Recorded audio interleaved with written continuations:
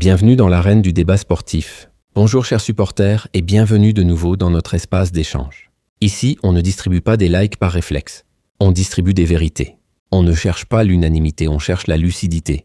C'est un espace où le football se pense, se critique, se défend. Et surtout, où la passion ne rime pas avec complaisance. Nous analysons et vous critiquez. C'est cela la véritable démocratie.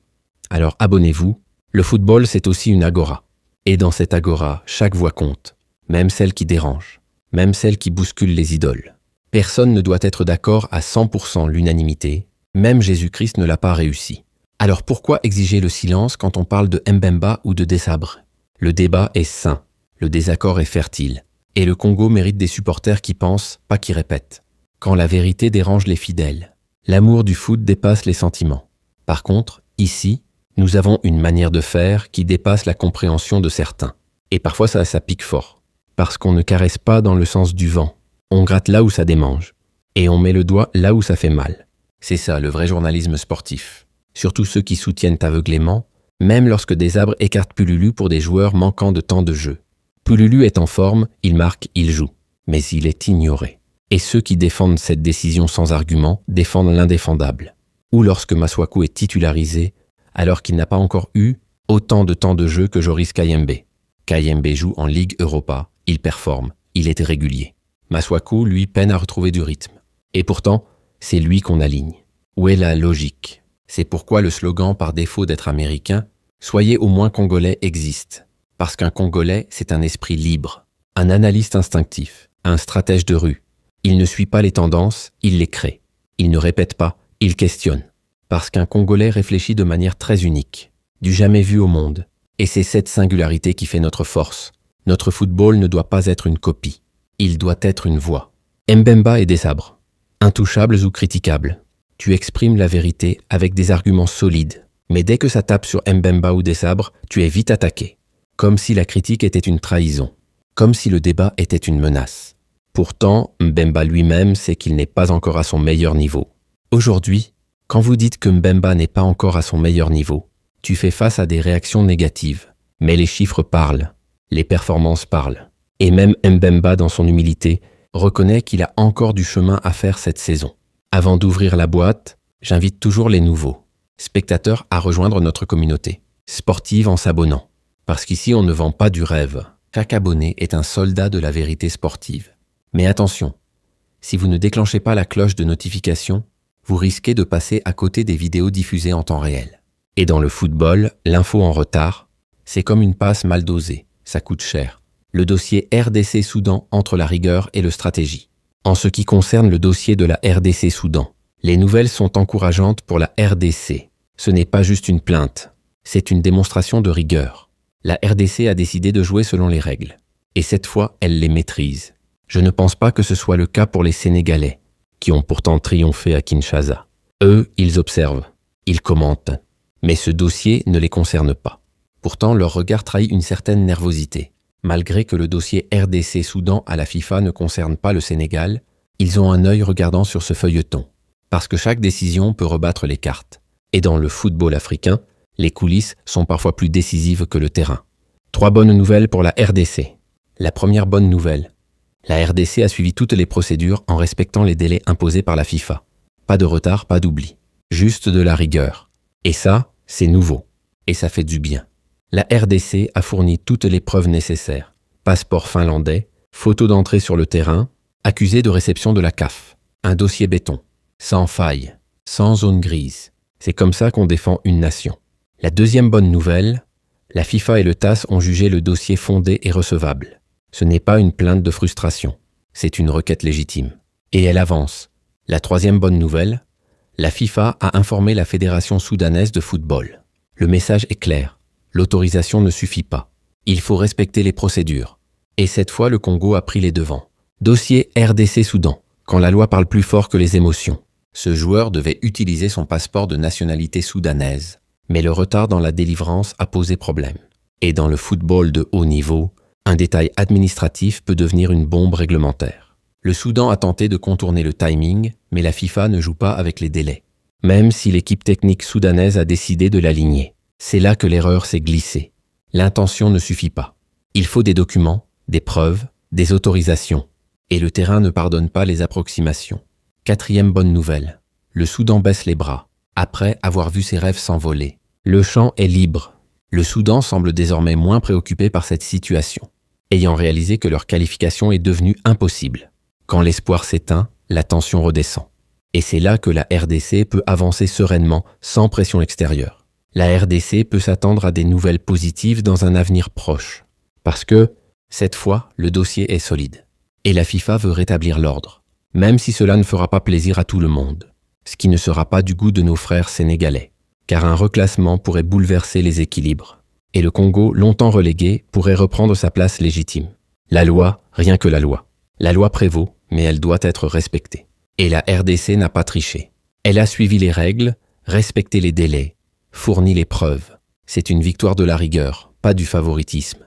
La décision de la FIFA ne devrait pas tarder. Et elle pourrait faire mal à certains. Mais elle fera du bien à tout un peuple. Parce que la justice, quand elle est rendue, devient une fête nationale. Si la RDC récupère ses droits légitimes, cela pourrait bouleverser le classement. Et repositionner la RDC en tête. Ce que le Sénégal ne souhaite pas, mais ce que le terrain pourrait justifier. On ne doit pas dormir sur les 2 matchs d'octobre, parce que la FIFA prépare une bombe. Mais cette nouvelle ne doit pas nous amener à négliger les 2 matchs du mois d'octobre. Le dossier FIFA est une bataille. Mais la qualification se joue aussi sur le terrain. Et chaque minute compte. Car le barrage est aussi l'une des possibilités pour aller en Coupe du Monde. Et le Congo doit jouer sur tous les fronts. Juridique, tactique, stratégique. C'est une guerre totale. Diaspora, les joyaux éparpillés du Congo. Passons et évoquons la situation de nos nombreux jeunes talents qui se distinguent dans les grands clubs européens. Ils brillent à l'étranger, mais leur lumière doit éclairer Kinshasa. Et pour cela, il faut juste un peu d'attention. Leur retour au pays ne nécessite pas grand-chose, pas des millions. Juste du respect, de la considération, un projet clair. Et ils viendront. Ces jeunes joueurs sont l'avenir de notre football. Ils sont notre plan A. Il n'y a pas de plan B. Et les ignorer, c'est saboter notre futur. Le Congo est un terre bénie du football. Le Congo est un pays où je me demande parfois si Dieu n'a pas laissé de côté les autres nations. Parce que le talent y pousse comme l'herbe après la pluie. Et pourtant, ce jardin reste mal entretenu. Si je devais énumérer tous ces jeunes joueurs congolais doués, on y passerait la nuit. Et encore, on oublierait des noms. C'est une abondance qui fait rêver et qui fait mal quand elle est mal gérée. C'est le seul pays au monde qui a produit des talents pour le reste du monde sans en tirer profit lui-même. Le Congo est un exportateur de génie, mais un consommateur de frustration. Le vrai problème est la gestion, pas les parents des. Le vrai problème du Congo ne réside pas dans les parents de certains jeunes joueurs. Ce n'est pas une question de choix familial, c'est une question de structure, de vision, de présence, mais dans la mauvaise gestion des instances sportives, rien d'autre. Et cette gestion, depuis des décennies, est entre les mains d'aventuriers, pas de bâtisseurs. Claude Makelele, un témoignage qui résonne plus fort et dévoile le système. Claude Makelele disait « Je n'ai jamais refusé de jouer pour le Congo ». Et cette phrase est une gifle pour la fédération, car elle révèle un vide, un silence, une absence de projet. Je n'ai jamais vu un membre de la fédération congolaise venir m'intéresser à un projet. Voilà le vrai scandale. Ce n'est pas le refus des joueurs, c'est l'absence de démarche, l'absence de vision. Ils sont vivants, qu'ils viennent dire le contraire. Et s'ils osent, qu'ils montrent les preuves. Car le terrain, lui, n'a jamais menti. Beaucoup de Congolais n'ont jamais rejeté la RDC. Ils attendent juste qu'on les appelle, qu'on les respecte, qu'on les intègre dans une vraie stratégie. Makelele parle, le Congo doit écouter et changer les méthodes de travail. Cette déclaration de Claude Makelele met en lumière le souci actuel que nous rencontrons avec l'équipe technique dirigée par Sébastien Desabre. Quand une légende comme Makelele parle, ce n'est pas pour faire du bruit. C'est pour réveiller les consciences. Et ce qu'il pointe du doigt, c'est une carence structurelle, le manque de vision, le manque de projection, le manque de courage dans les choix. Desabre travaille sur le présent sans futur. Desabre semble réticent à envisager l'avenir, car il privilégie les joueurs de plus de 26 ans dans ses choix. Il construit une équipe pour aujourd'hui, mais oublie que le football est une course de relais. Et sans jeunes dans le couloir, le témoin tombe. Pour ceux qui ont moins de 20 ans, il est rare qu'ils soient intégrés dans son projet. Pourtant, ce sont eux qui ont faim. Ce sont eux qui courent plus vite, pensent plus vite, osent plus fort. Les ignorer, c'est saboter le futur.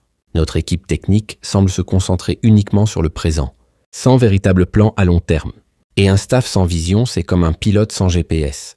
Il peut rouler vite, mais il ne sait pas où il va. Avancer sans regarder où l'on va, c'est ce qui conduit inévitablement à des chutes. Et le Congo ne peut plus se permettre de tomber.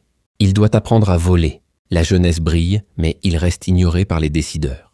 S'il se dirige vers d'autres horizons, nous crions à la trahison. Nos jeunes joueurs montrent des performances impressionnantes, ce qui devrait convaincre n'importe quel entraîneur. Mais De Sabre semble porter des lunettes opaques. Il voit les noms, pas les formes. Il voit les CV, pas les dynamiques. Il est pourtant considéré par le président Tshisekedi comme le meilleur entraîneur du monde. Et certains admirateurs le suivent aveuglément. Mais le football ne se joue pas dans les discours. Il se joue dans les choix. Tapis vert ou terrain rouge. Peu importe, le Congo veut le 3 points, rien d'autre. Nous pouvons avoir la chance de décrocher nos 3 points sur tapis vert du dossier contre le Soudan. Une victoire administrative est une réparation.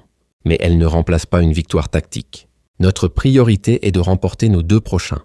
Match contre le Togo et le Soudan à Kinshasa. Parce que le vrai respect vient du terrain. Et Kinshasa doit redevenir une forteresse. Tout en espérant que Madagascar puisse créer la surprise face au Sénégal. Le football est imprévisible. Et parfois, les petites nations font tomber les géants.